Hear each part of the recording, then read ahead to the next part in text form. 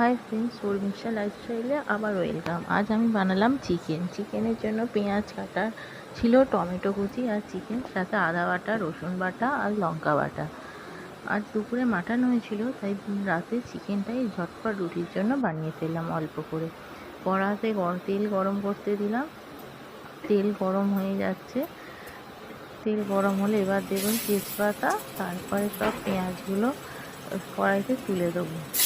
এবার সেটা তেলে ভাজতে দিলাম। একটু ব্রাউন কালার হওয়ার জন্য নুন আর সামান্য একটু চিনি দিয়ে ব্রাউন হওয়া পর্যন্ত ওয়েট করব।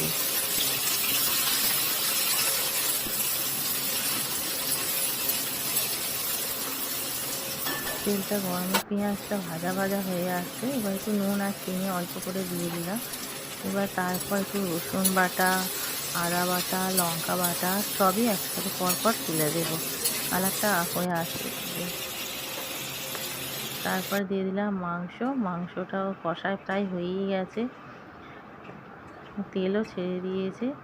এবার অনেকটাই প্রায় কষা হয়ে গেছে, চাপা দিয়ে করলাম বলে তাড়াতাড়ি করে নরমও হয়ে গেছিলো। এবার সামান্য একটু জল দিয়ে চাপা দিয়ে দিলেই তৈরি হয়ে গেল আমার চিকেন।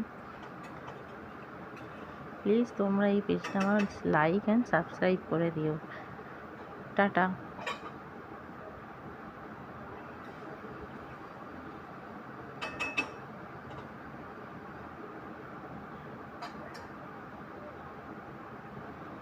এই দেখো আমার চিকেন তৈরি হয়ে গেছে।